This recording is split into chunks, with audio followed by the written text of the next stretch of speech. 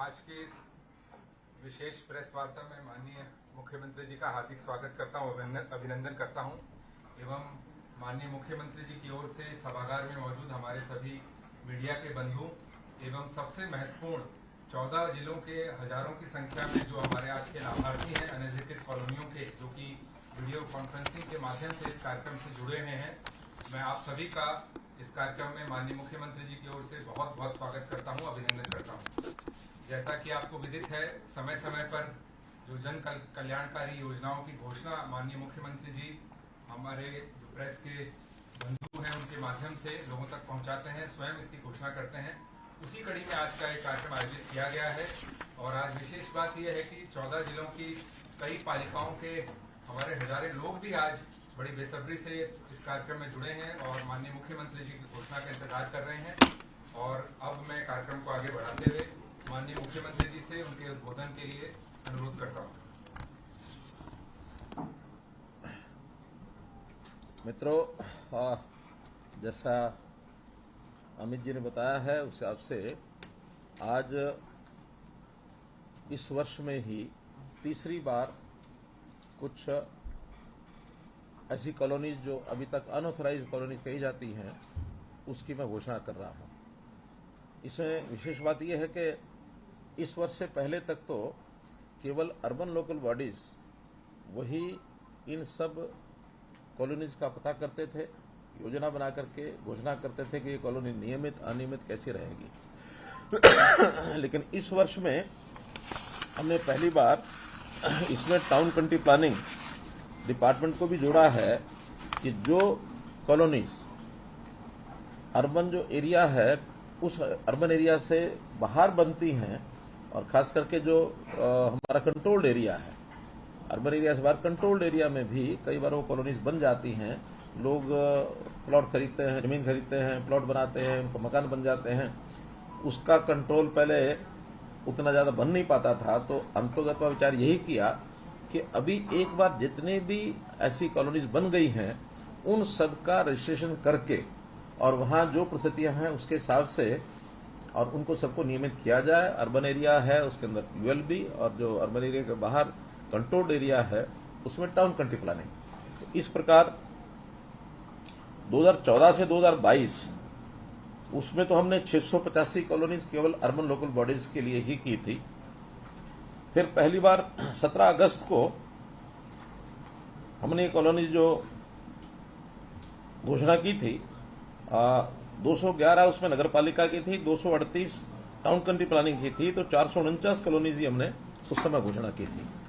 आज उसके बाद उसी कड़ी में अगली जो घोषणा मैं कर रहा हूं उसमें 193 कॉलोनी तो अर्बन लोकल बॉडीज की और 110 कॉलोनी टाउन कंट्री प्लानिंग की, ऐसे कुल मिलाकर के 303 कॉलोनी आज जो है इनको घोषणा मैं कर रहा हूं। 14 जिले जिसमें 21 नगर पालिकाएं ये सब हैं, 21 नहीं 39 नगर पालिकाएं ये हैं, तो ऐसे ये सब जगह पर आज कार्यक्रम भी हो रहे हैं और वहां इनकी जानकारियां सबको, चाहे वो टाउन कंट्री प्लानिंग की हैं चाहे वो अर्बन लोकल बॉडीज की हैं, उन सब कॉलोनीज की जानकारी वहां सबको मिल रही है। वहां हमारे प्रोमिनेंट सब लोग हैं।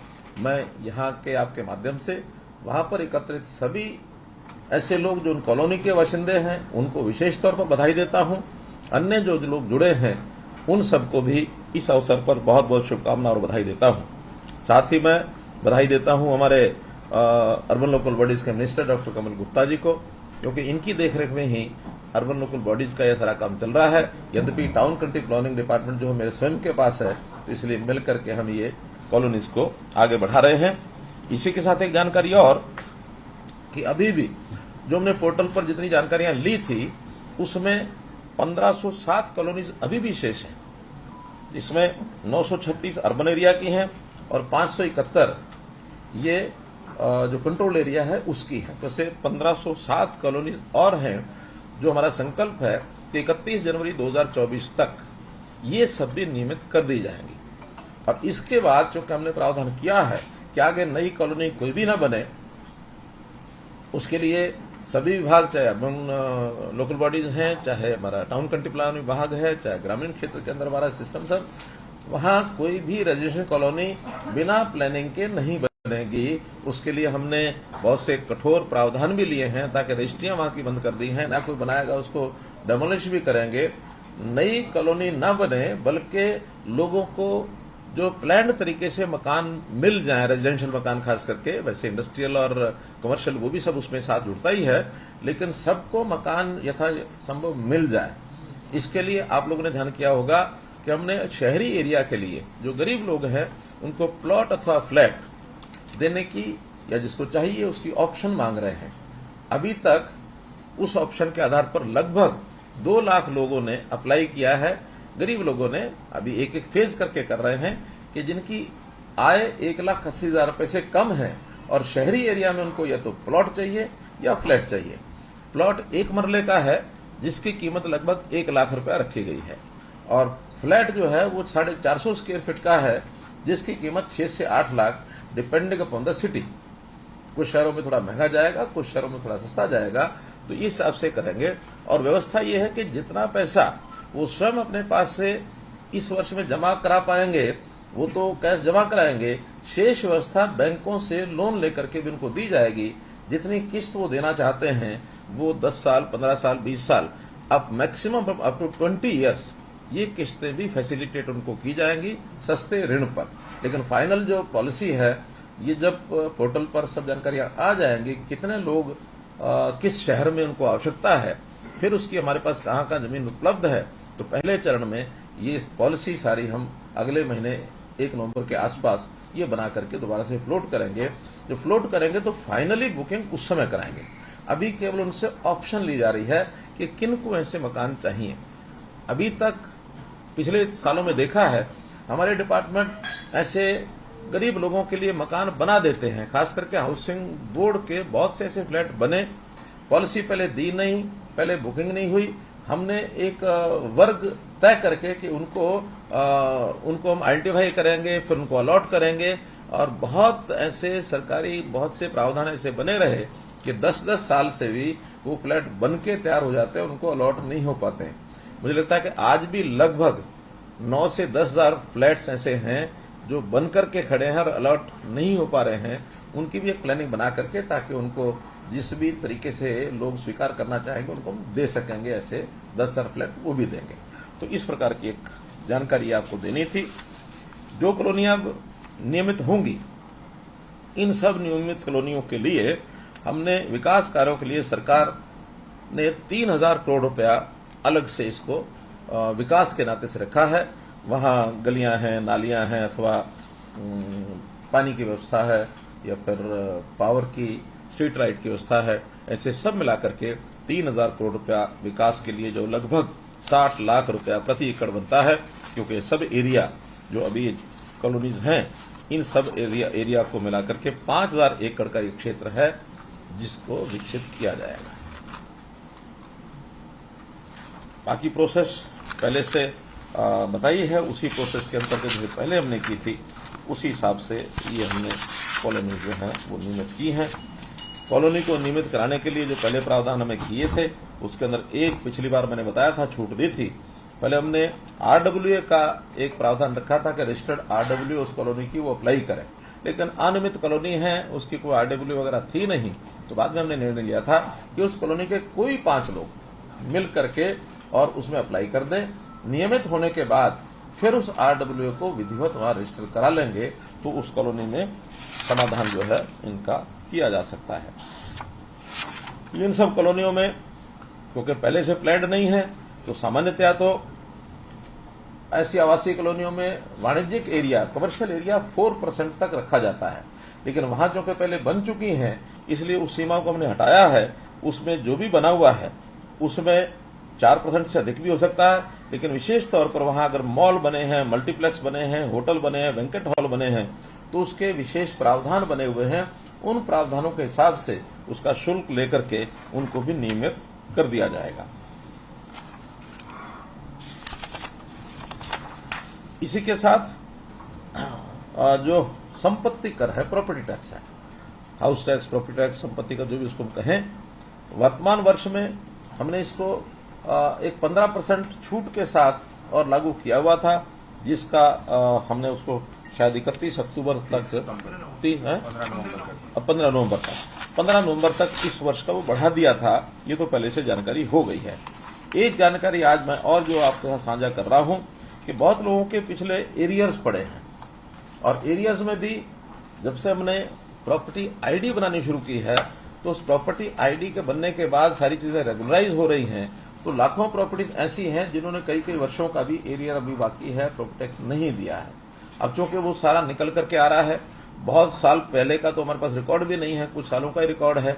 ऐसे सबके एरियर्स पहले तो इंटरेस्ट के साथ भी था, क्योंकि प्राय जितना एरियर है उतना ही इंटरेस्ट भी है। वो उतना ही इसलिए है क्योंकि सुप्रीम कोर्ट का एक बंधन है कि जितना कोई टैक्स या एरियर बाकी है उस पर इंटरेस्ट और पेनल्टी उससे ज्यादा नहीं लगा सकते। अगर उससे ज्यादा लगाने की छूट होती तो शायद उससे डबल ट्रिपल भी ये हो सकता था, लेकिन जितना एरियर है उतना उस पर टैक्स और पेनल्टी भी है। तो आज मैं ये घोषणा करता हूं कि पिछला जितना भी एरियर है उसके ऊपर टैक्स और जो पेनल्टी है उस सारे को माफ किया जाता है, पूरा इंटरेस्ट और पूरी पेनल्टी, और वो लगभग 8,000 करोड़ रुपया है जो माफ हो रहा है। इसका मतलब यह है कि एरियर भी 8,000 करोड़ रुपए हैं। अब ये 8,000 करोड़ रुपए का डाटा वो केवल हमारे डिपार्टमेंट के पास, म्यूनिसिपैलिटी के पास है बना हुआ, और वो निकला है प्रॉपर्टी आईडी बनने के बाद। इसको भी अगर वो जमा कराते हैं अभी भी, तो जमा कराने के बाद उनको उस पर भी 15% की छूट सारे पर ही दी जाती है, अर्थात 120 करोड़ रुपया उस 8,000 करोड़ रुपए पर भी नहीं, 1,200 करोड़ रुपया। वही कहूं कि क्या उनके मुंह में जीरा हो गया था। 8,000 करोड़ रुपए पर 1,200 करोड़ रुपया वो भी हम छोड़ रहे हैं। इसके बाद भी विवाद हो सकते हैं, कुछ लोगों ने प्रॉपर्टी टैक्स भरा हुआ हो, डिपार्टमेंट में उसका एंट्री ना हो, तो ऐसे सबको एक प्लान बना करके उसके हम कैंप्स लगाएंगे। उसके लिए स्थान के ऊपर डिपार्टमेंट के लोग बैठेंगे, उस सारे एरिया के लिस्ट को बैठेंगे, सबको मैसेज देंगे। जिनके फोन नंबर्स हैं उनको फोन पर देंगे, जिनके फोन नंबर्स नहीं हैं उनको उनके रेजिडेंस एड्रेस पर लिख करके भेजेंगे, ताकि एक रूटीन बना करके डेली कितने लोग उन्होंने वहां करने हैं, तो एक जितना समय उस शहर के अंदर इन सबको हियरिंग देने के लिए लगेगा उसको हियरिंग देंगे, ताकि हम चाहते हैं विवादों का समाधान, जैसे हमने कार्यक्रम चलाया था कि पिछले विवाद जितने ज्यादा समाधान किया जा सके उतना लोगों को भी राहत मिलेगी, डिपार्टमेंट का भी सारा रिकॉर्ड जो है वो क्लीन अप होगा। आज तो पैसा आना कि नहीं आना है, लेकिन इस पिछले बोझ जो है एरियर का बोझ, इसको उठाते उठाते भी कई सैकड़ों लोग उसमें दबे पड़े हैं। तो इसलिए कम से कम वो राहत मिलेगी, और हम चाहते हैं कि जनता को राहत दे करके हम ज्यादा समाधान की ओर आगे बढ़ें। एक ये योजना आपके सामने मैंने रखनी थी। दूसरी घोषणा है हमारी पावर डिपार्टमेंट की। पावर डिपार्टमेंट की एक बड़ी समस्या, ये जो बिल्डर्स हैं, बिल्डर्स को पावर डिपार्टमेंट का एक समझौता करके अपनी लैंड देनी होती है, पावर हाउस बनाना होता है, और उसके बाद फिर जो कंज्यूमर हैं उनको कनेक्शन मिलते हैं। अभी तक की जो शर्तें रही हैं उसमें बिना उनसे जमीन लिए हुए भी, बिना पैसा लिए हुए भी, और वो बिल्डिंग बनाने का उनको छूट मिल जाती थी, बिल्डिंग बनाते थे, बाद में कंज्यूमर्स को कनेक्शन मिलते नहीं थे, फिर उनको जनसेट पर आना पड़ता था, और महंगी बिजली उनको, यानी जो बिजली शायद ऐसे फ्लैट में 5-6-7 रुपए का यूनिट होगा उनको 18-20 रुपए यूनिट भी भरना पड़ता था। बहुत से केसेस हमने इंडिविजुअली गुरुग्राम में निपटाए भी हैं, अभी पीछे सोनीपत, पानीपत, यहाँ के भी कुछ विषय आए हैं। लेकिन उसके लिए जो आगे समस्याएं ना आए, इसके लिए एक पॉलिसी ये अब बनाई है, और उस पॉलिसी में पहले तो उसके अंदर CRC, HERC उनको नियमावली अपनी बनाने के लिए कहा था डिपार्टमेंट ने, तो उन्होंने फाइनली ये नियमावली बना दी है, और वो नोटिफाई या तो आज करेंगे या कल करेंगे, लेकिन उनकी ओर 27 सितंबर को कर दिए सर, वेबसाइट पे देख सकते हैं। 27 सितंबर। अच्छा, 27 को कर दिया। तो खैर उनसे बातचीत होने के बाद फिर उन्होंने इस पॉलिसी के लिए उनको कहा कि हम इसको क्लियर कर रहे हैं, आप इसकी घोषणा कर दें। उसमें नए पावर स्टेशन के बनाने के लिए उनको एक तो जमीन जो है वो कंस्ट्रक्शन से पहले देनी होगी, यानी जो हाउसिंग प्लान उसकी बनाएंगे उस प्लान से जमीन पहले देनी होगी, जो पहले कई बार नहीं दी जाती थी। दूसरा, जो हाउसिंग प्लान बनाने के लिए उनको जो परमिशन दी जाती है उससे पहले 50% पैसा जमा कराना होगा, अन्यथा वो शुरू ही नहीं कर पाएंगे। तो इतना सब करने के बाद कम से कम डिपार्टमेंट के पास जमीन आ गई और 50% पैसा आ गया। अगला 50% जो है वो 2 साल के अंदर या ऑक्यूपेशन सर्टिफिकेट देने से पहले ये जमा कराना होगा। तो 100% आने के बाद वहां पावर हाउस बनाना और उस सारे इंफ्रास्ट्रक्चर को खड़ा करके फिर कनेक्शन इंडिविजुअल हाउस को देने का काम ये डिपार्टमेंट का हो जाएगा। डिपार्टमेंट इंडिविजुअल कनेक्शन देगा। पहले कभी कभी वो सामूहिक कनेक्शन, बल्क कनेक्शन ले लेते थे और बल्क कनेक्शन के बाद अपने आप फिर आगे कंज्यूमर को बांटते थे, बिल कलेक्ट करना, फिर इकट्ठा करके और डिपार्टमेंट को देना। कभी डिपार्टमेंट का ज्यादा हो जाता था, कभी उनका ज्यादा हो जाता था। तो वो कोई बल्क कनेक्शन उनको नहीं दिया जाएगा, बल्कि एक एग्रीमेंट के हिसाब से उनका इंफ्रास्ट्रक्चर वगैरह बना करके डिपार्टमेंट जो है उनको इंडिविजुअल कनेक्शन देगा। उसके बाद कोई रोल डेवलपर का उसमें नहीं रहेगा। क्यों पिकना चाहिए ना? जी सर। हाँ, इससे कुल मिलाकर के कॉलोनी के जो निवासी हैं उनको एक बहुत बड़ी सुविधा ये हो जाएगी। इसी के साथ पावर डिपार्टमेंट का ये एक विषय है जो बहुत शिकायतें हमको मिलती हैं। इमारतें हैं या सरकारी या प्राइवेट, उनके ऊपर से तारें निकल रही होती हैं। वो हाई टेंशन भी है और 11 केवीए 33 केवीए वो सारी उसके ऊपर जा रही होती हैं। अब वस्तुस्थिति तो ये है कि पहले लाइनें लगती हैं, उसके बाद लोग नीचे घर बना लेते हैं। अब है स्वभाव लोगों का बना हुआ, क्योंकि सस्ती जमीन मिल जाती है या अपनी किसी के पहले होती है, वो बना तो सकते नहीं है, बनाना भी नहीं चाहिए। अब दुविधा ये भी है कि जमीन उनकी है, लाइन सरकार की, पावर डिपार्टमेंट की है, तो वो बना लेते हैं। वो कहते हैं हमारी जमीन है, क्यों रोकते हैं? उसका समाधान जब निकलेगा। लेकिन कम से कम इस पर हमने एक बार पहले भी 2016 में एक उनको राहत दी थी कि जिन लोगों ने अप्लाई किया था उनके घरों के ऊपर से गुजरी तारों को हटाने के लिए अभियान जो चलाया था, 7,849 स्थानों पर 11 केवी और 95 स्थानों पर 33 केवी लाइनों को इनको बदल करके और अल्टरनेटिव रूट से ले गए थे। 112 करोड़ रुपया उसमें खर्च आया था। अभी भी बहुत सी एप्लीकेशंस हमारे पास आई हैं जिनकी डिमांड है। उसमें प्राइवेट भवन भी हैं और सरकारी भवन भी बहुत जगह पर हैं। सरकारी जमीनों के ऊपर भी आखिर लाइनें निकलती हैं, तो उनको भी राहत चाहिए। कहीं कॉलेज है, कहीं स्कूल है, कहीं अन्य संस्थाएं बनी हुई है, अस्पताल बने हुए हैं। तो इन सब को हटाने के लिए हमने बजट में 151 करोड़ रुपए का प्रावधान किया है।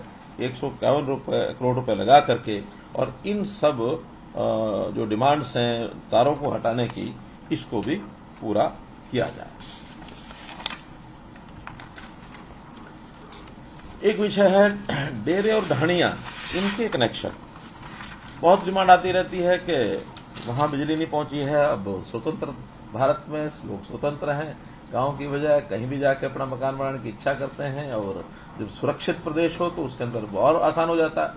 सुरक्षा कम हो तो लोग डरते हैं, लेकिन आज तो खेतों में, ढाणियों में, इधर उधर कहीं भी अपना 2 घर 4 घर बना के रहने लग जाते हैं। फिर बाद में कहते हैं पावर दो, कनेक्शन दो। जब तक डिमांड नहीं थी, आवश्यकता नहीं थी, तब तक तो लोग गुजारा कर लेते थे। आज हर गांव में बिजली हो गई है और हर गांव में भी अब 24 घंटे बिजली होने की और आगे हम बढ़ रहे हैं। तो जो आइसोलेटेड पॉकेट्स हैं, जहां 2 घर 3 घर 5 घर हैं, वहां भी जो डिमांड आई है, अभी तक हमने उसमें प्रावधान किया था। 2016 में हमने आके किया था कि जो एग्रीकल्चर कनेक्शन है, एग्रीकल्चर कनेक्शन पर पैट का ट्रांसफर लगा करके 8 घंटे तो एग्रीकल्चर की जो पावर थी वो, और बाकी समय में पैट ट्रांसफार्मर के लिए उनको अलग समय में उनको ये कनेक्शन लेकर के, इसके अलावा और 13 घंटा तो 13 और 8 21 लगभग 24 ही हो जाता। तो इतनी पावर उनको मिल जाती थी पैट पर। और कुछ लोगों ने जहां ट्वेल्व कनेक्शन नहीं थे, उन्होंने सोलर कनेक्शन लेकर के बड़ा काम चलाना शुरू किया। फिर भी बड़ी डिमांड थी। हमने उसके अंतर्गत फिर सबसे पहले 2016 में एक विषय किया था कि 1 किलोमीटर जो हमारी फिरनी है, उस फिरनी से 1 किलोमीटर तक जो घर बने हैं 2 या 3 यानी 10 की आबादी है, अब एक ही घर की 10 है तो भी, 3 घर है तो भी, लेकिन उसको कनेक्शन हम देंगे। 1 किलोमीटर देने शुरू किए थे। आज 1 किलोमीटर के बाहर वो भी लोगों ने मांगना शुरू किया है। तो इसको हम एक्सटेंड कर रहे हैं 3 किलोमीटर तक, कि फिरनी से 3 किलोमीटर तक अब ये कनेक्शन उनको दिए जाएंगे। और 3 किलोमीटर मैं समझता हूँ हरियाणा का प्राय हर घर आ जाएगा। फिर भी अगर कोई नहीं आएगा तो उसको हम यही कहेंगे कि या तो जो एग्रीकल्चर वाला सिस्टम है उससे चले, अगर एग्रीकल्चर सिस्टम से नहीं भी चलना है तो मुफ्त की बिजली मिलती है सोलर कनेक्शन जितना भी बड़ा उनको लेना हो अपने घर की डोमेस्टिक के लिए, नॉट अदरवाइज, डोमेस्टिक के लिए सोलर कनेक्शन जो लेना है उसमें जो कैपिटल सब्सिडी है उसको हम 50% कर रहे हैं कि उनको 50% कैपिटल सब्सिडी देंगे जब तक वो सोलर पर चलाएंगे। सोलर के बाद जब उनका नियमित कनेक्शन कभी कोई मिलने की बात आएगी तो उसके बाद में वो सोलर रहना सोलर पर है, सोलर पर नहीं रहना तो सोलर पर ना रहे, लेकिन हर घर को बिजली जरूर मिले इसका हम प्रावधान कर रहे हैं। एक इसके अंदर और एक प्रकार है, वो है गांव जिसकी फिरनी नहीं होती है लेकिन जिसको बेचिरा गांव कहते हैं। तो बेचिरा गांव में भी अगर अलग ट्रांसफार्मर लगा करके हमको लाइन वहां तक पहुंचानी है, घर चाहे वहां 2 है चाहे 10 है, वहां भी अलग से एक कनेक्शन उस बेचिरा गांव के नाम से जरूर हम पहुंचाएंगे। क्योंकि बेचिरा गांव का मतलब वैसे तो यह है कि उस गांव में कोई आबादी नहीं है, लेकिन फिर भी ढाणियां वाणियां कहीं बन जाती हैं तो एक कनेक्शन हर बेचिरा गांव का भी हम रिजर्व करते हैं, वहां चाहे वो कितना ही किलोमीटर हो, लेकिन बेचिरा गांव में एक कनेक्शन। ऐसे 200-300 गांव हैं लगभग बेचिरा, ज्यादातर उसमें यमुना जिले के हैं, तो उस प्रकार से उनको भी कनेक्शन की सुविधा ये मिल जाएगी।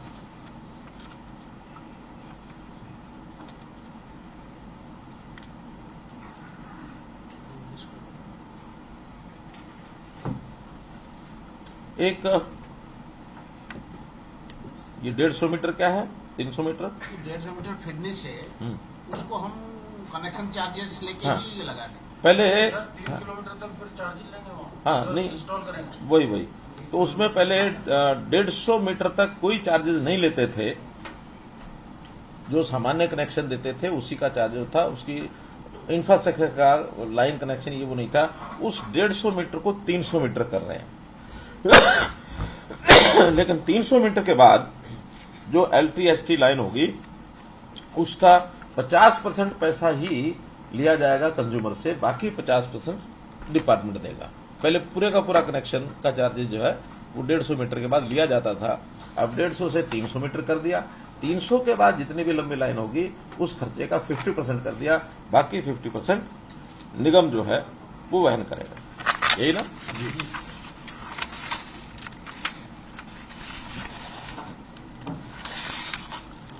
इसके बाद एक स्कीम हमने और बनाई,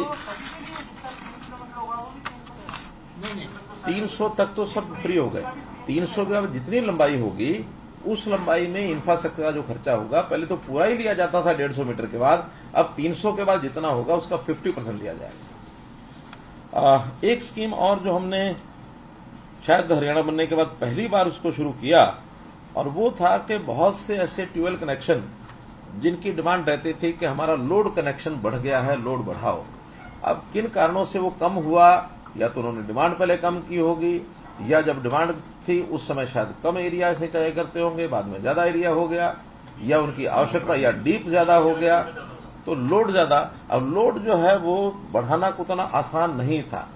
अब हमने उसको योजना के अंतर्गत जुलाई 2023 में हमने स्कीम दी थी कि उसमें अपना जो वॉलंटरी डिस्क्लोजर करें कि कितना कनेक्शन चाहिए, जितना कनेक्शन चाहिए वो सब डिक्लेयर करें, हम उसको सबको देंगे।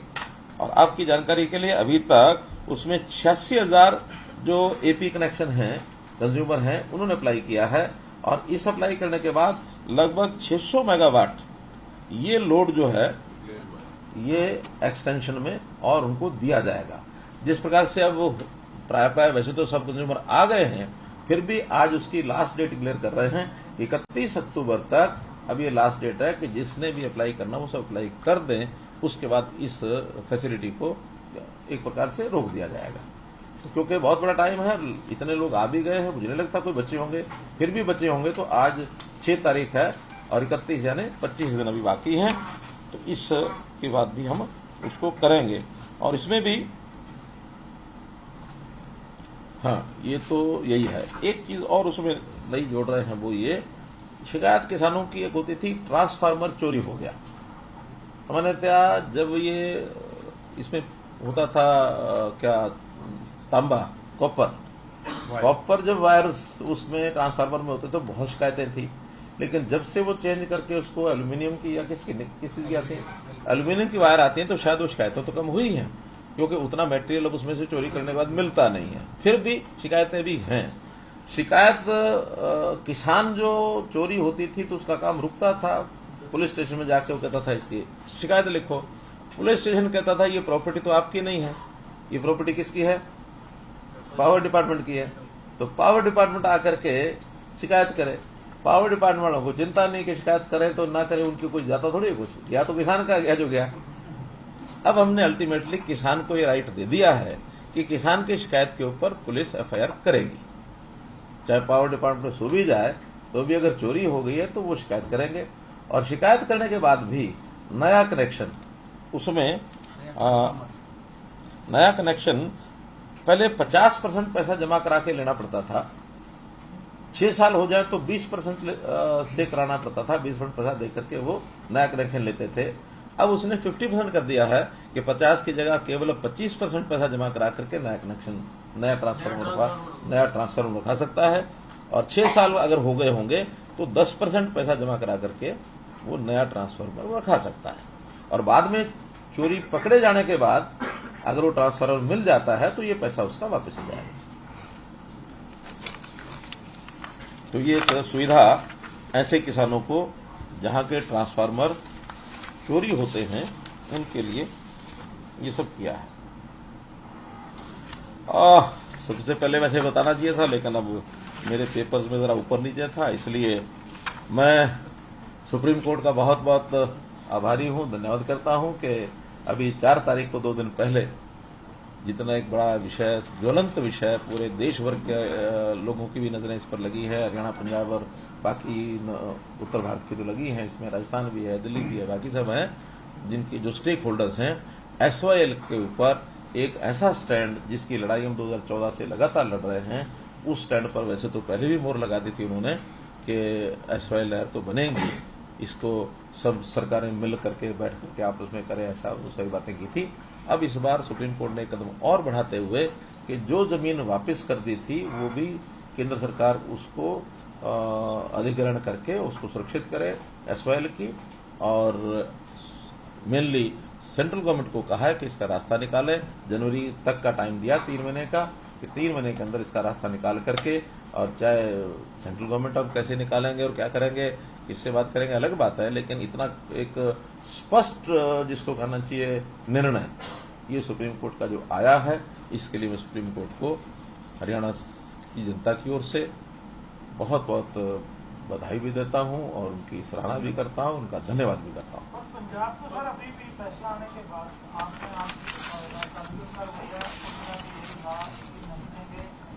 नहीं है, क्या आपको लगता है कि मतलब पंजाब के रवैये में कोई फर्क आएगा? देखिए, वैसे तो रवैये में फर्क आएगा कि नहीं आएगा, जब सुप्रीम कोर्ट का कोई निर्णय होता है तो रवैया उनके हाथ में नहीं है। अब रवैया तो सुप्रीम कोर्ट ने जो डायरेक्शन दिया उस हिसाब से करना ही पड़ेगा, लेकिन जिस प्रकार के गिरगिटी आंसू बहा रहे हैं उसका कोई अर्थ बचा नहीं है, क्योंकि अब वो दोनों तरफ इधर से उधर से खेलते हैं। या तो बात करते हैं कि हम हरियाणा के हितों का ध्यान रखेंगे, और फिर हरियाणा के हितों के खिलाफ पंजाब के लोग कहते हैं कि नहीं नहीं हम तो पानी नहीं देंगे। और दुर्भाग्य ये है कि एक कैसा मैच है उनका, फिक्सिंग है कि दोनों बातें वो पंजाब सरकार के आवास में बैठ के कर रहे हैं। पंजाब सरकार का एमएलए वहां बैठ के कर रहे हैं कि हाँ ये होगा, और पंजाब सरकार का वित्त मंत्री वो बैठ करके कहता हाँ पानी नहीं देंगे।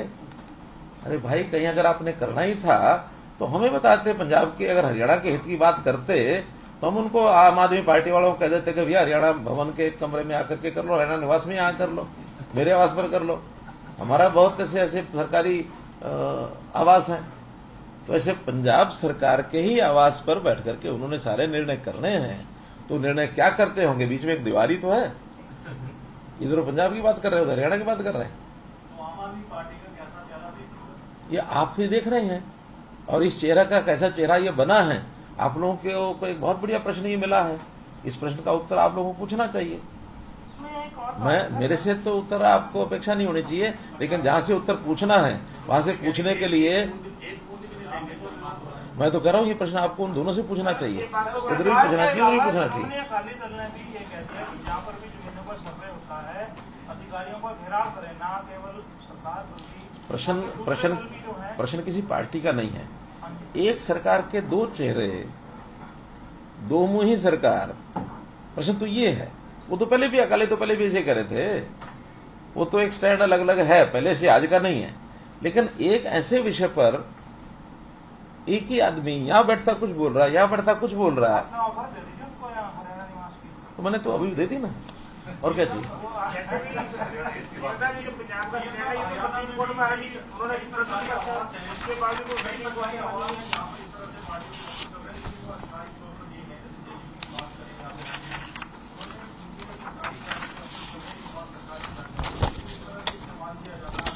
मेरा कहना है सरकारी आवास को इस्तेमाल करने का विषय नहीं है, वो कहीं भी बैठ के कर सकते हैं।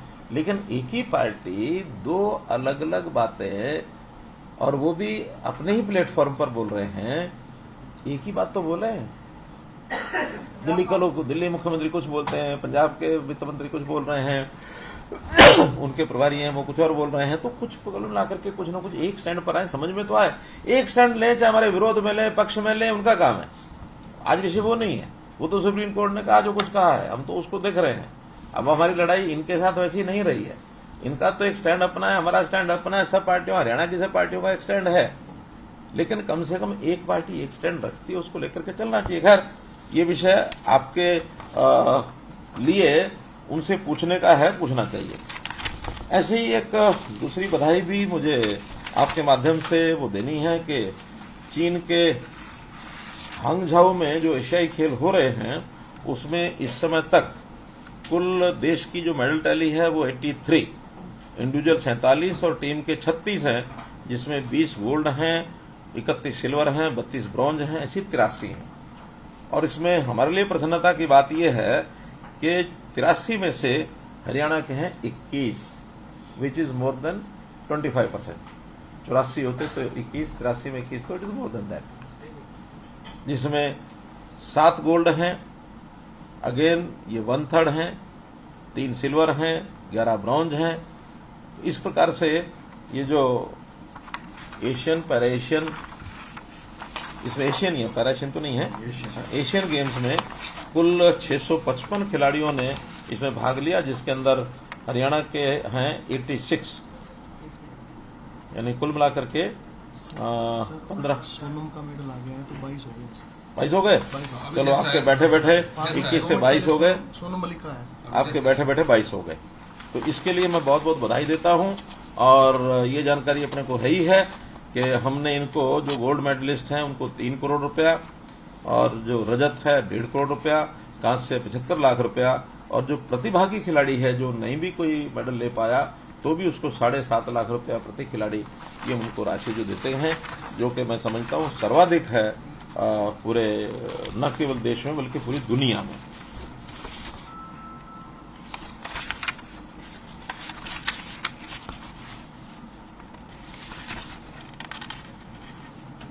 प्रोक्योरमेंट, इसकी जानकारी भी मैं जरूर देना चाहूंगा कि आज 5 अक्टूबर तक जो धान है उसकी आवक 21 लाख मीट्रिक टन हुई है, जिसमें 13 लाख मीट्रिक टन जो है खरीद हो चुकी है, 5.5 लाख मीट्रिक टन का उठान हो चुका है। कुल 1985 करोड़ रुपए लागत का ये धान अभी तक हमने लिया है। बाजरा 26 लाख क्विंटल, यानी 2.65 लाख मीट्रिक टन ये आवक हुई है। 22 लाख क्विंटल खरीद कर ली गई है और 11 लाख क्विंटल इसका उठान हो गया है, जिसकी राशि 148 करोड़ रुपया ये बनती है। आपकी जानकारी के लिए कि बाजरा जो है ये पहले तो एमएसपी पर खरीदा नहीं जाता था, तो एक वर्ष ऐसा था हमने पूरे रेट पर यहाँ जो एमएसपी रेट है उसका खरीदना शुरू किया था 3 वर्ष पहले, लेकिन अच्छा अनुभव नहीं रहा क्योंकि उसकी स्मगलिंग राजस्थान से बहुत अधिक हो गई थी, जो हमको महंगे भाव पर लेकर के सस्ते भाव पर बेचना पड़ा, तो नुकसान ज्यादा हुआ था। उससे अगले 2 साल लगातार हमने भावांतर उभराई योजना दी कि जितना जिसका बाजरा है उसने बेचा है या नहीं बेचा है, रजिस्ट्रेशन के हिसाब से एवरेज 8 क्विंटल प्रति एकड़ के हिसाब से, और हमने उनको पहले साल में 600 रुपये, 450 या 650, 400 क्या था दोनों में, वो हमने भावांतर बढ़ाई दी थी। इस बार एमएसपी 2500 रुपये है। हमने कमर्शियल जो परचेज है हैफेड ने 2200 रुपया प्रति क्विंटल करनी शुरू कर दी है, 300 रुपये प्रति क्विंटल के, और वो जिन्होंने बेची है उनको हम वो देंगे। और इसके बाद ये भी हमको एक परमिशन मिल गई है अब नेफेड की ओर से कि 2.5 लाख मीट्रिक टन हम प्रोक्योर भी कर सकते हैं। तो उसको करने के लिए कुछ दिन बाद वो फिर 2500 रुपये खरीदी जाएगी, उसमें फिर भावांतर रुपये योजना नहीं दी जाएगी क्योंकि पूरा 2500 रुपये का होगा। जो 2200 रुपये में खरीदी है उसको 300 रुपये देंगे, जो 2500 रुपये खरीदा जाएगा वो नहीं। कोशिश हमारी ये भी है कि हम 2.5 लाख से ज्यादा भी ये करा सकें। मेरी कल ही जो मंत्री हैं केंद्र में पीयूष गोयल जी, उनसे बातचीत हुई तो उन्होंने कहा कि हम विचार कर रहे हैं कि बाजरा थोड़ा और ज्यादा खरीदा जाए। अगर हमको और ज्यादा की परमिशन मिलती है तो ये 2.5 लाख से 3 लाख 4 लाख भी हो सकता है। अभी अनुमानत 6 लाख मीट्रिक टन फसल ये बाजरे की हरियाणा में इस बार होगी।